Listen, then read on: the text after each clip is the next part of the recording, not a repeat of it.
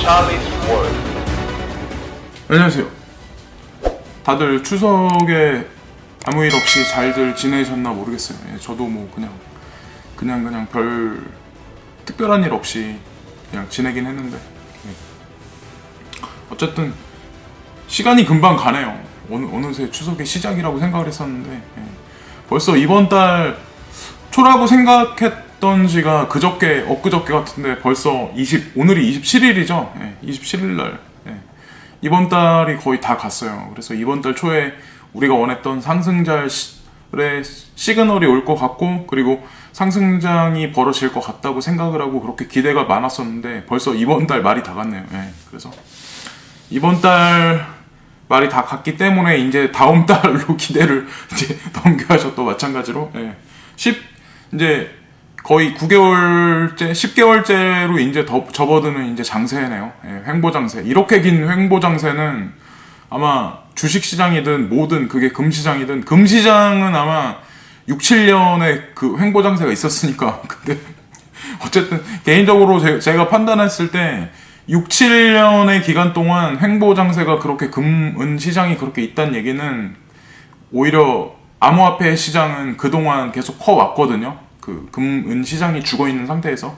그렇기 때문에 오히려 중장기, 이번에 만약에 금리 인상이나 아니면 전 세계적으로 무슨 신흥국이나 개발도상국에 문제가 발단했을 때 차후에도 만약에 암호화폐 시장이 만약에 볼륨이나 전체적인 상승세가 있고, 그 반면에 금은시장이 별 파동 없이 미연적인 어떤 상승세나 아니면 오히려 하락이라면, 그거는 분명히 다시 말씀드리지만 세력은 이미 정해서 어떤 그 전 세계가 가지고 있었던 기존에 있었던 패러다임, 금은에 대한 자산으로서의 값어치에 대한 거를 전격적으로 계속해서 눌러 놓기로, 이제 봉인해 놓기로 그렇게 결정했다고 봐야 되는 게 맞다고 생각을 하는 거죠.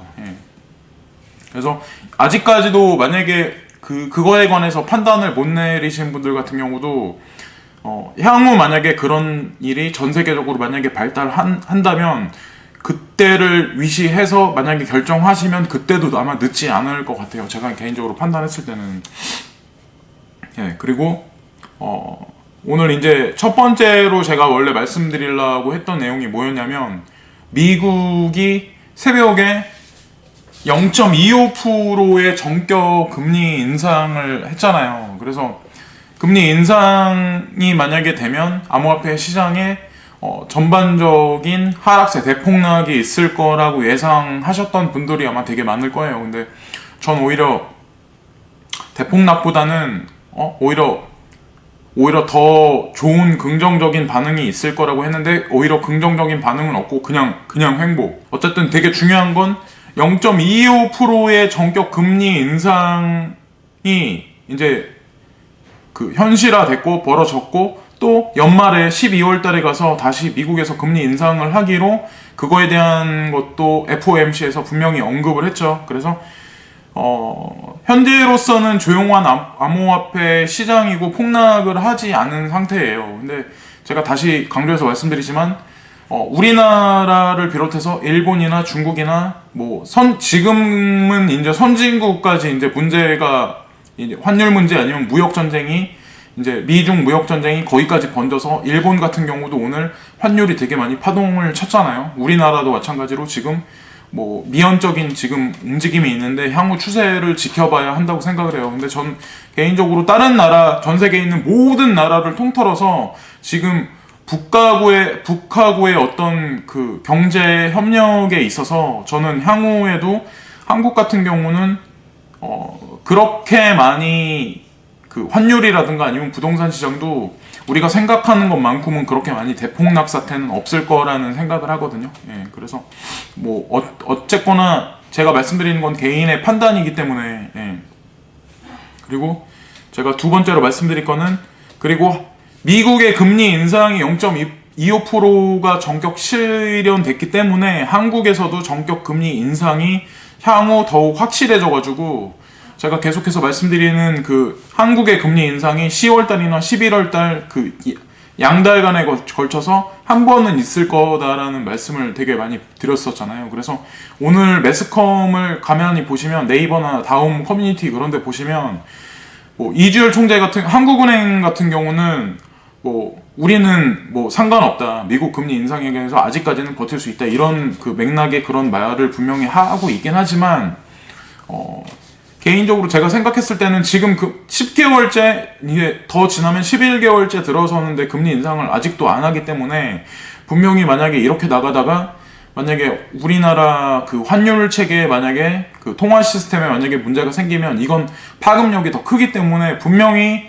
향후 한두 달 내에는 분명히 해야 된다는 거죠. 예, 그래서 분명히 하면 그게 이제 그 당분간은 부동산 시장이든 아니면은 주식 시장이든 분명히 여파가 올 거다. 예, 물론 뭐 국가의 경영 문제를 떠나서 분명히 단기적으로는 분명히 그 쇼크가 분명히 우리한테도 분명히 미칠 거다. 그리고 세 번째는 그 문재인 대통령이 이번에 아베 총리한테 화해치유재단 정상적 기능 못해 사실상 해산을 하라고 통보하다시피 그렇게 발언을 했거든요. 그래서 공식적인 자리에서. 그래서 사실상 지금 현재 제가 이제 전에 영상에서 말씀드렸다시피 일본 같은 경우는 이제 지금 남과 북이 경협이나 아니면 정치적인 거 그리고 군사적으로 계속해서 친밀함이 이제 가해지고 그거에 그런 어떤 문제에 관해서 미국에서 계속해서 용인하면 용인할수록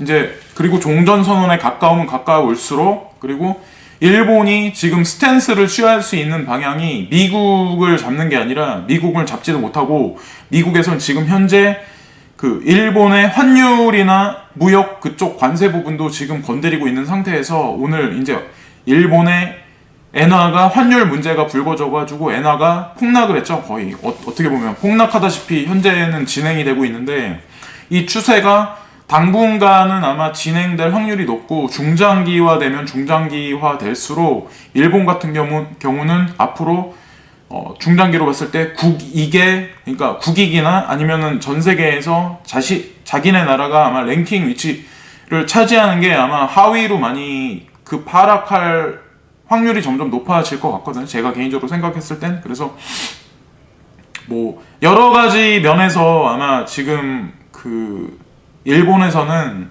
여러 가지 아마 노선을 생각하고 아마 여러 가지 생각을 지금 하고 있을 거예요. 그래서 일본이 원래 엄청 뒤에서 밀어주고 그리고 일본도 미국을 앞뒤로 엄청 많이 지금까지 그 밀어줬었는데 그거에 대한 노선 자체가 지금 현재로서는 점점 깨지고 있다는 그 반증이 오늘 일본의 그 환율의 대폭락에 관해서 그거에 대해서 다시 한번 생각을 해보시고 그리고 또 네 번째가 일본 아베 총리가 유엔 연설에서 북한에 관해서 압력으로 언급 대신해서 북한과 국교를 정상화 한다는 거에 대해서 선언을 했어요. 그러니까 세 번째 제가 말씀드린 그것과 맥락을 같이 하는 게 지금 북하고 한국이 그러니까 한국하고 북이 지금 보면은 그러니까 한국하고 북이 지금 보시면 움직이는 게 일본에 대해서는 원래 그 북이 강경 노선을 계속 폈었잖아요. 근데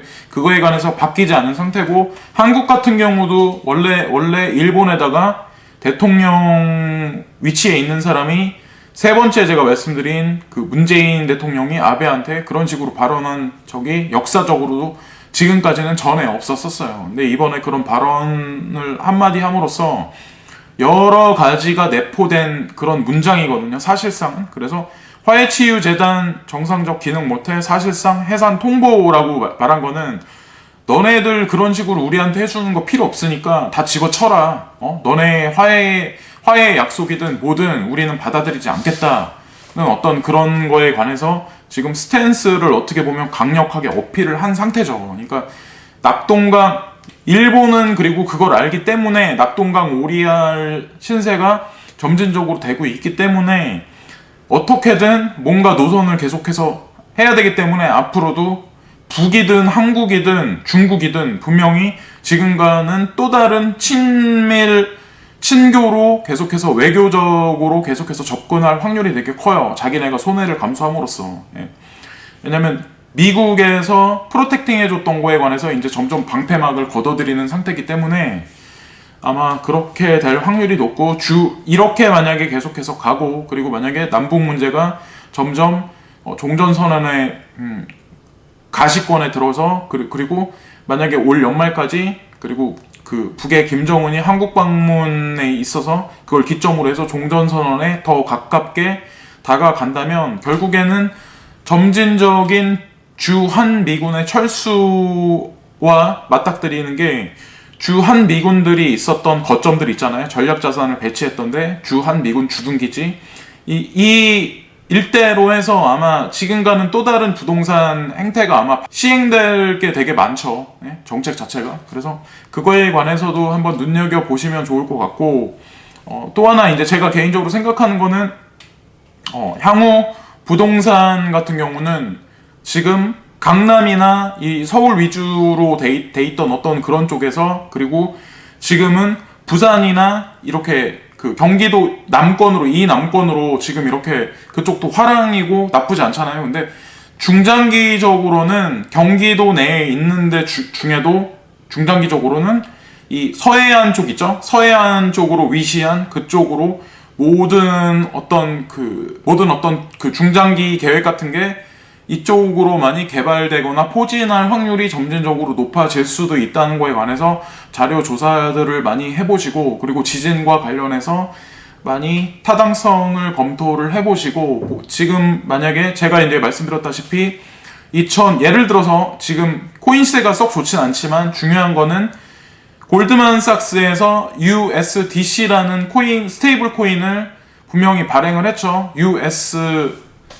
DT라는 코인 말고, 그리고 기존에 있던 건 USDT이지만 그거에 관해서 사람들이 의구심을 품고 자꾸 막 파헤치고 이러니까 스테이블 코인을 또 다시 만들어내고 아마 그럴 확률이 점점 높아지는 거죠. 그러니까 골드만삭스 말고도. 근데 만약에 이게 각 기관이나 전 세계에 있는 그 중심이 되는 골드만삭스 말고 JP모건이라든가 UBS라든가 아니면 한국에서는 뭐 예를 들어 국민은행이라든가 한국은행이라든가 이런 데서도 예를 들어 차후 중앙정부에서 그런 스테이블 코인을 발행을 한다면 그거에 관해서는 분명히 지금 코인 시장에 관해서 용인한다는 얘기고, 그런 스테이블 코인만 분명히 생태계에서 동작하는 게 아니라 여러 가지 지금 시장 마켓에 들어가 있는 생태계 코인 중에 괜찮은 개발진하고 재단이 껴있는 그런 코인들은 분명히 향후에도 나쁘지 않게 생존할 가능성이 점점 높아지고, 이 시장 자체에 관해서 그러니까 점진적으로 인정한다라고밖에 저는 추측을 못할 것 같아요. 그래서 물론 폴로니엑스에서 25일날 딜리스트된 그런 코인들이 있고, 또 그리고 앞으로 향후 얼마간의 10월달 안에가 될지 11월달이 될지 모르겠지만 분명히 디리스트된 8개의 코인 자리를 분명히 어떤 코인들이 차후 점진적으로 계속해서 그 자리를 메꿀 거고, 중요한 건 코인베이스가 그런 발표를 했다고 그러죠. 여러 가지 코인들을 자기네도 앞으로 등재를 할 거다. 지금은 이제 코인베이스에 등재된 코인이 많이 없잖아요. 근데 그런 여러 가지 측면이나 그런 걸 보면 향후 이 세력들이나 정부 기관이나 그것과 관련된 모든 그 그림자 금융 세력들도 분명히 향후 그게 다음 달이 될 수도 있지만 분명히 불장이 되든 아니면 다시 스테이블하게 상승이 되든 그런 장을 분명히 준비하고 있다는 거에 관해서 분명히 생각을 하셔야 되고, 또 제가 아까 전에 말씀드렸던 그 삼성에서 그 채굴칩에 이제 관해서 자기네도 이제 관련 있게 그거에 대해서 이제 그 생산에 관해서 스탠스를 취한 거에 관해서도 좀 시장 참여자 입장에서는 되게 호의적으로 긍정적으로 좋게 바라봐야 한다고 생각을 하거든요. 개인적으로 봤을 때 전 세계의 칩 시장에서, 그러니까 반도체 메모리 시장에서 인정받은 그런 회사가 공식적으로 채굴 시장에 자기네가 이제 그 진입하겠다고 이제 언급을 한 거에 관해서는 공식적으로 시장성이 이제 호전적이고 나쁘지 않을 거라 판단했기 때문에 진입을 할 거라고 이제 발표를 했다고 생각을 하거든요. 근데 그런 것도 마찬가지로 좀 긍정적으로 해석을 하시면 좋을 것 같고요. 그리고 제가 이제 드리고 싶은 말씀이, 한미 그런 거 이제 그런 거 말씀드리면서 한국당이 분명히 향후 만약에 바이낸스가 내년에 한국 시장에 오픈을 하고 폴로니엑스마저 만약에 들어오면 한국 시장이 지정학적 위치로 보나 여러 면에서 봤을 때 인터넷 속도나 인프라나 전반적인 5G 그런 어떤 시스템에 있어서도 다른 나라보다 되게 앞서갈 확률이 되게 높거든요. 지금도 인터넷 전 세계에서 가장 빠르고 편리한 나라이기도 하지만 앞으로도 그건 변함없을 거라고 개인적으로 생각을 해요. 그래서 제가 생각했을 땐 향후에도 아마 한국이 물류나 아니면은 그런 정치적으로 이제 그 중심적인 역할만 하는 게 아니라 암호화폐 시장에서도 분명히 허브의 자리에 위치할 수 있는 그런 위치가 분명히 올 거라는 거에 대해서 다시 한번 확신해서 말씀을 드릴게요. 그래서 너무 막 시세가 그렇게 많이 확확 오르지 않는 상태에서 제가 내피셜 아닌 내피셜을 계속해서 뿜어서 막 저한테 이제 그렇게 말씀하시는 분들 분명히 계실 거예요. 이 사람 때문에 내가 괜히 코인 사서 망했다 막 이렇게. 근데 그거는 어쨌든 중요한 거는 끝까지 이 시장을 끝까지 좀 중장기로 잘 보시고 지금 거대 자본이 어디서 어디로 가고 있고 그 움직인 방향에서 누구하고 또 관련이 있나에 관해서 잘 조사를 해보시고 냉정하게 평가를 해보시면 내 자신이 코인에 투자한 게 오히려 나중에 더 효자 노릇을 할 거라는 거에 관해서 아마 직시를 하실 거라는 거죠. 피부적으로 느끼실 거라는 거죠. 지금 당장 내가 코인 투자해서 뭐 돈 번 게 없다, 손해봤다 이렇게만 말씀하시기보다는. 그리고 한 가지 말씀드리면 지금 코인을 사고 싶어도 못 사시고 그런 분들이 되게 많아요. 시장이 이게 열리지가 않아가지고. 그래서 뭐 방법이야 있긴 있겠지만 사실은 근데 공식적으로 이제 열리지가 않는 상태이기 때문에 그래서 일단 뭐 시장도 열려야 하는 게 맞긴 맞는데 뭐 차후에 지금 보시면은 그 골드만삭스 그러니까 폴로닉스도 마찬가지고 코인베이스도 마찬가지고 그런 걸 준비하기 때문에 시기가 문제지 열리긴 열릴 거라는 생각을 하거든요. 그래서 끝까지 지치지 마시고 끝까지 버티는 자가 결국에는 이 시장에서도 가져가는 게 많을 거라는 생각을 하거든요. 그래서 해외에 계신 분들 되게 많잖아요. 해외에 뭐 유학 가신 분들 뭐 아니면 뭐 이민 가신 분들. 근데 저는 그런 생각 하거든요. 향후 한국이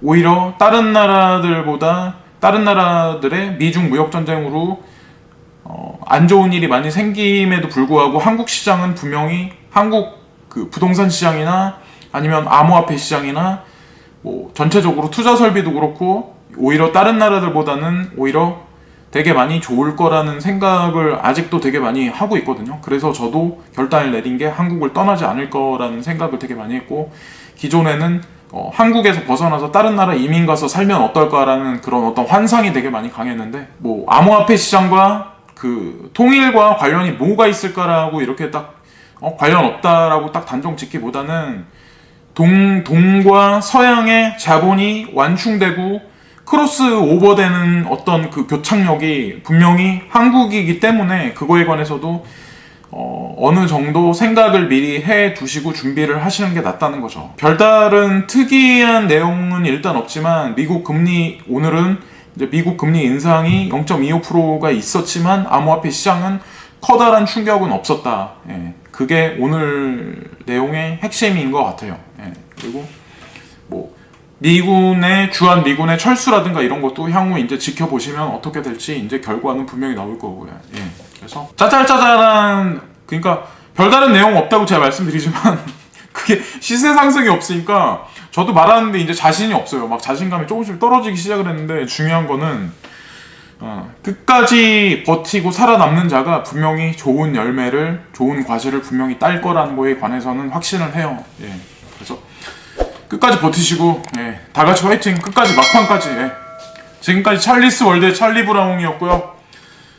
구독 부탁드립니다. 감사합니다.